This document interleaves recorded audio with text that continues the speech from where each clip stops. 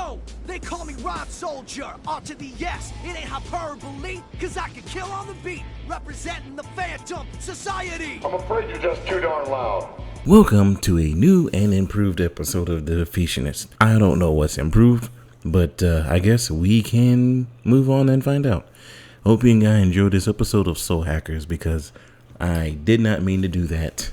You'll find out. Failure!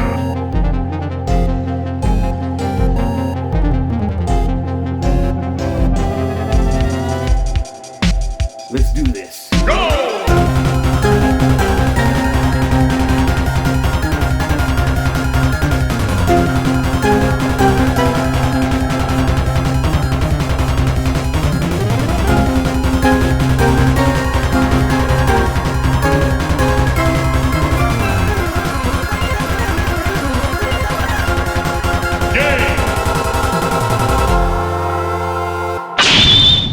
Grabbing a beer simulator.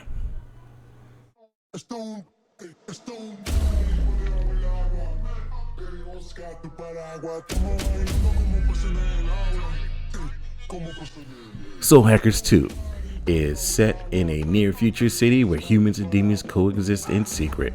And with if you're not a devil hunter, you cannot enter a certain part of the city, which is pretty cool. With humans in this universe being able to form pacts with demons and become devil summoners. And the devil summoners are mostly split in between two factions, Yagatarasu and the Phantom Society. No, it is not based off of Persona 5 for everybody who likes Persona 5 and doesn't like any other Shin Megami Tensei besides Persona 5. Yes, you annoying people. I just have one thing to say.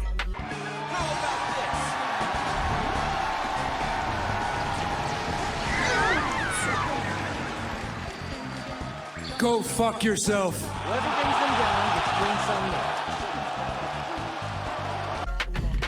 Back on the game, these two teams ideologically clash on various views on humanity's progress.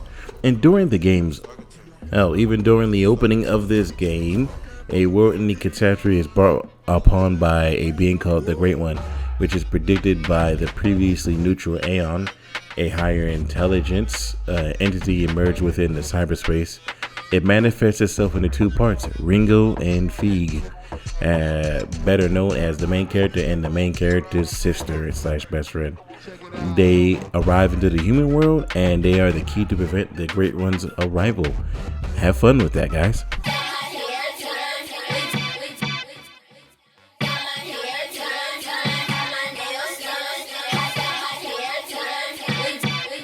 So this game oozes a very good style. You know, it's like Shin Megami Tensei, and you know, all of their games are pretty much stylish, but this one actually does have a certain style to it. It actually does mash cyberpunk, and it mashes a little bit of a futuristic vibe to it. I do love how the colors and everything of this game match, and the world and everything is actually very great to look at.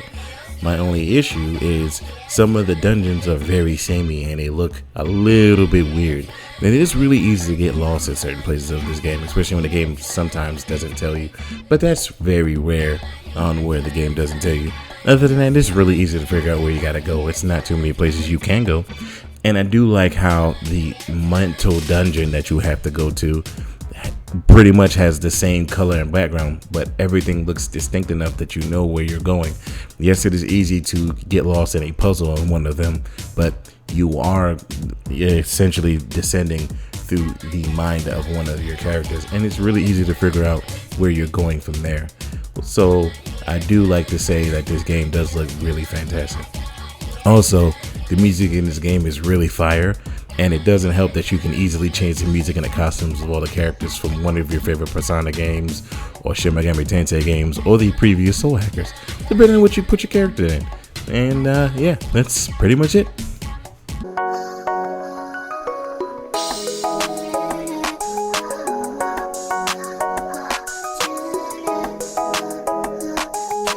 So to start off and say, Soul Hackers is a pretty much a Shin Megami Tensei RPG. If you've played one of them, you've played many of them. But there are a few key things in here, And of course, you take place of the artificial being named Ringo, in which Ringo is the character like in Persona and Shin Megami Tensei games, where they can switch between multiple demons and have their allies switch between multiple demons if you have that ability unlocked. And those three allies are Arrow, Melody, and Saizo, all with different abilities, all with different functions throughout combat.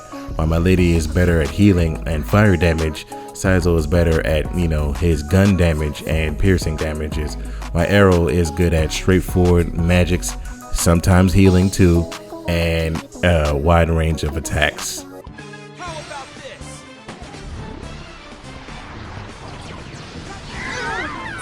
this? The story is communicated through a combination of fully 3D in-engine cutscenes, which look very beautiful, and a dialogue sessions combining 3D models and 2D character portraits.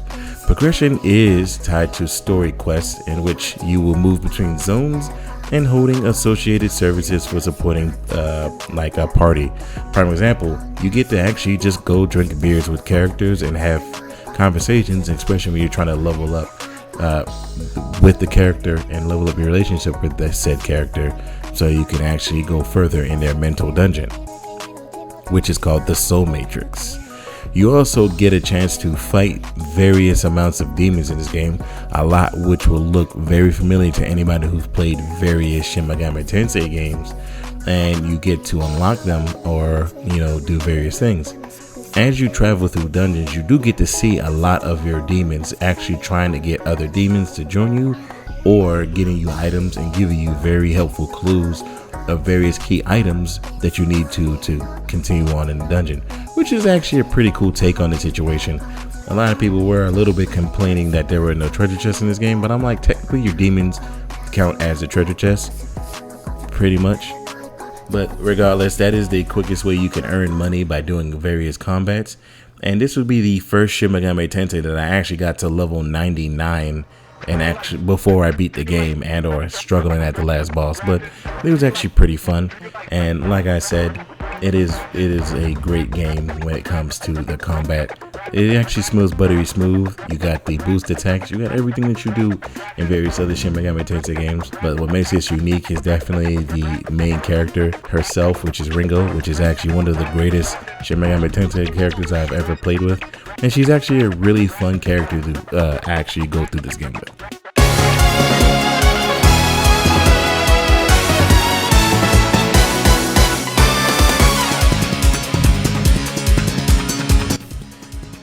My thoughts on this game are as follows.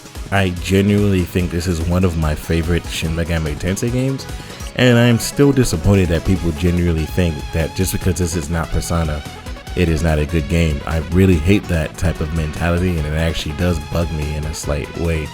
Just like how Shin Megami Tensei 5 was also not Persona, and people were actually very pissed at that, and that type of stuff genuinely bugs me.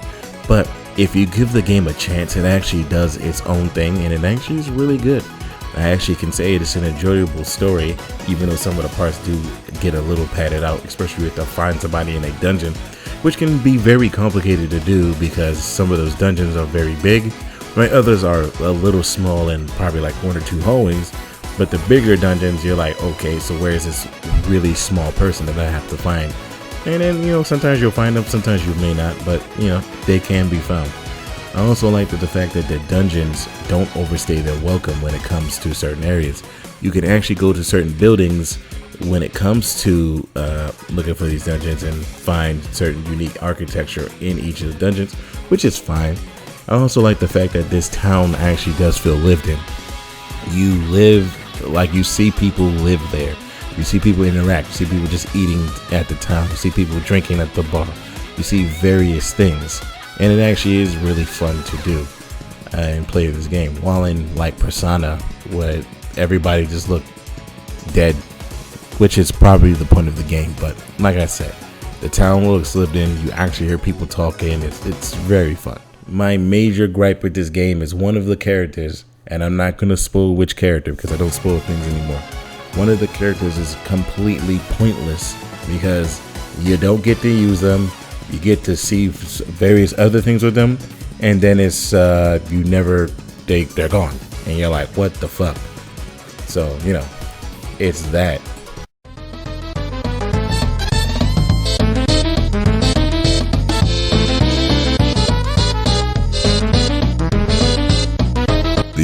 deleted the challenge audio again, so I'll take over. 1. The process of making it to level 99 took a lot of fighting and grinding. 2. Finding random NPCs in the dungeons can get frustrating. 3. Getting enough money to buy equipment for all 4 characters, which can cost a lot. 4. Combining certain and finding those demons to create more powerful demons. 5. A character is wasted in this game.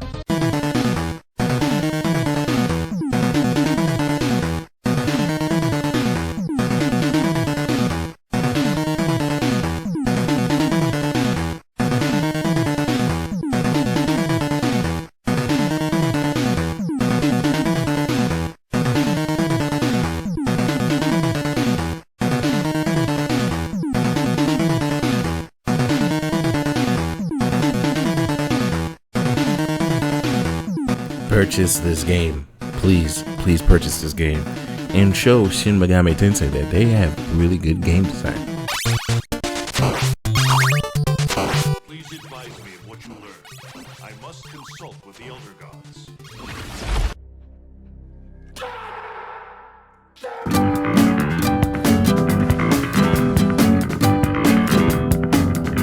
Alright guys, I know for the last couple of videos I have not been recording the very end of these videos, but I'm gonna do it for this one. I would like to thank you guys for, of course, getting me to 1,200 subscribers, and I'm very happy to say that I've been working on this channel for years, and I'm glad that even if I just get like 5 views on a video, I am going to make some few changes. And again, I wanted to thank you guys. So in the description is now a link tree, which has a link to various channels and everything that I am working with. And from now on, TikTok will have a snip preview of this episode before it airs on the YouTube channel. I hope you guys enjoy. Have a great rest of your day. Thank you.